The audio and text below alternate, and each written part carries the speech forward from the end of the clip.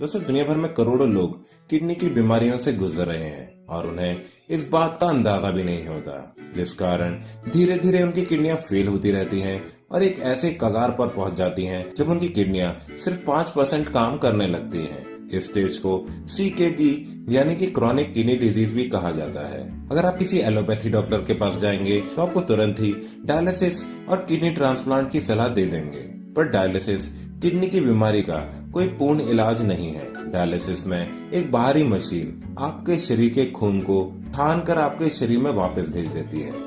इस प्रक्रिया से आपकी लाइफ कुछ दिन और बढ़ जाती है, लेकिन तब भी आपकी किडनियों की हालत सुधर नहीं रही होती।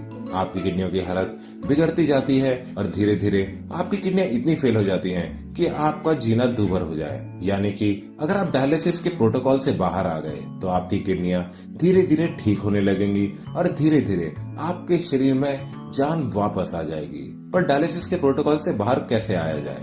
चलिए आज आपको बताते हैं कुछ घरेलू नुस्खे जिन्हें आप करके डायलिसिस से दूर रह सकते हैं और डायलिसिस से होने वाली परेशानियों को ठीक भी कर सकते हैं। तो दोस्तों, डायलिसिस की प्रक्रिया में एक मशीन आपका खून साफ करती रहती है, यानी कि आपका खून जितना गंदा होगा उतनी ही ज्यादा तकलीफ आपको होगी। तो आपको ऐसी चीजें नहीं करनी है जिससे आपके खून में गंदगियां बढ़ती रहें। आपको ऐसी चीजें नहीं खानी और पीनी है जिसमें आपके खून में अलग अलग तरीके के बैक्टीरिया बढ़ते रहें। तो पहली चीज तो आपको करनी है कि आपको पानी कम मात्रा में पीना है।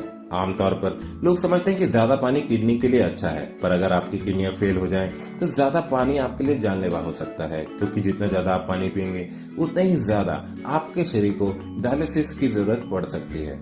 दूसरी चीज जो आपको करनी है, आपको किसी प्रकार का नशा नहीं करना है।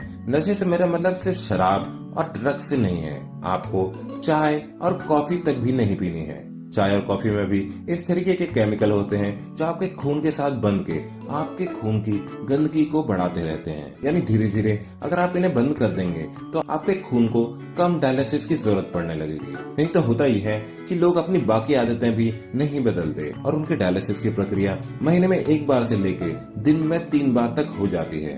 एक और चीज जो आप कर सकते हैं वो ये कि आप इस टाइप का खाना खाएं जिसमें विटामिन C की मात्रा बहुत हो। विटामिन C में भारी मात्रा में एंटीऑक्सीडेंट रहते हैं जो आपके शरीर को ऑटोमेटिकली साफ करने लगते हैं। यानी कि जितना ज्यादा मात्रा में आप विटामिन C से भरे खाद्य पदार्थ खाएंगे उतनी ही ज्यादा मात्रा में आपका खून साफ होता जाएगा और डायलिसिस की जरूरत धीरे धीरे कम होती जाएगी। कुछ ऐसे फल जिसमें से सेब भी एक है, उन्हें खाने से आपके शरीर में सूजन कम हो सकती है। डायलिसिस के दौरान आपके शरीर के कई अंगों में सूजन बढ़ जाएगी। ये सूजन इसलिए होती है क्योंकि शरीर के अंगों में जगह जगह गंदगी इकट्ठा होने लगती है। तो सेब जैसे फलों में इस तरीके के न्यूट्रिशन होते हैं जो सूजन से लड़ने में मदद करते हैं। इन्हें खाकर आप अपनी किडनी और शरीर के बाकी अंगों की सूजन को धीरे धीरे कम कर सकते हैं और आप अपनी किडनी को ठीक होने में मदद कर सकते हैं। एक और जो चीज आपको करनी है वो यह कि आपको दर्द की दवाइयां नहीं खानी। दर्द की दवाइयां आपकी किडनी पर बहुत ज्यादा प्रेशर डालती हैं। दर्द की दवाइयां आपके खून को इतना गाढ़ा कर देती हैं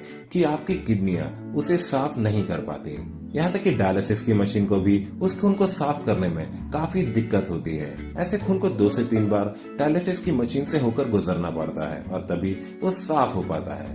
तो देखा आपने कैसे सिर्फ छोटी छोटी चीजें करके आप आ सकते हैं डायलिसिस के प्रोटोकॉल से बाहर। लेकिन अगर आपको जल्द से जल्द डायलिसिस के प्रोटोकॉल से बाहर आना है तो आपको जरूरत पड़ेगी कर्मा आयुर्वेदा के आयुर्वेदिक इलाज की।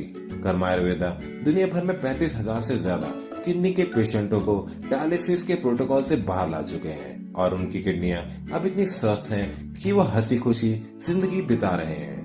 यह डॉक्टर पुनीत धवन और उनकी टीम डेली न जाने कितने ही पेशेंटों को डायलिसिस से दूर ले आते हैं। चलिए मिलते हैं एक ऐसे ही पेशेंट से। नाम है पेशेंट का रीति। कहाँ के रहने वाले हैं सर? ये अमेठी अमेठी अमेठी अमेठी यूपी जी। राहुल गांधी जी के वहाँ से जी हैं? जी। तो जब आए थे, पेशेंट कौन है आपकी? बहन है, सिस्टर है। सिस्टर है जी। जब आए थे तब क्या क्या दिक्कत हो रही थी? सर आए थे तो इनका 11 क्रिएटिनिन था और जो है ब्लड काफी कम था और ये चल नहीं पा रही थी बिल्कुल। और खाना भी नहीं खा पा रही थी और चलने में बिल्कुल चल नहीं पा रही थी, गिर जा रही थी, ऐसा लग रहा था। उनको किसी तरह पकड़ के ले आए थे आपके यहाँ और अब जिस हिसाब से इंक्रीमेंट हुआ बहुत अच्छा हुआ। क्या क्या इंक्रीमेंट हुए बताएं, खुल के बताइए बिल्कुल। क्या सर क्या आपके सिस्टर उनको जो है भूख लग रही है, खाना खा रही है, बिल्कुल पच रहा है और जो है उनको नींद भी अच्छी आ रही है, कोई दिक्कत नहीं है, सब कुछ अच्छा जा रहा है। बीपी थोड़ा बीच में अच्छा है, मतलब कभी बढ़ जाता है कभी घट जाता है, वो तो होता रहता है।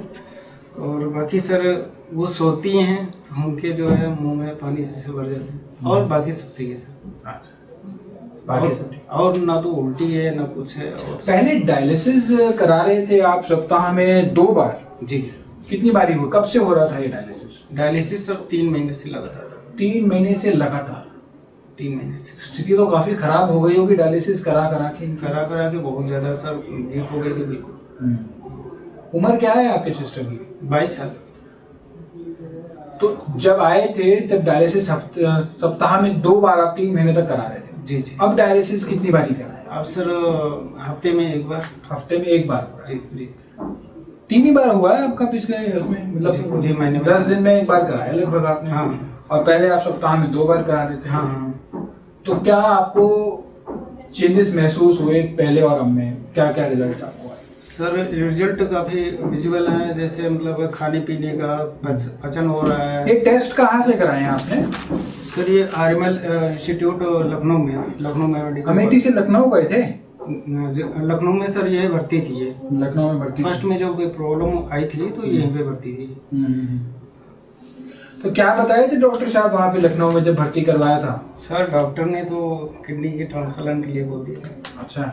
डायलिसिस करवाओ, ट्रांसप्लांट के लिए मम्मी को चूज किया गया था। मम्मी का वो पॉजिटिव था, उनका मैच हो गया था। तैयारी बिल्कुल हो रही थी, लेकिन उनको थोड़ा शुगर था मम्मी को, इसलिए रोक दिया गया। उसके बाद आपका यूट्यूब चैनल दिखा और ट्रांसप्लांट की आवश्यकता भी नहीं? जी।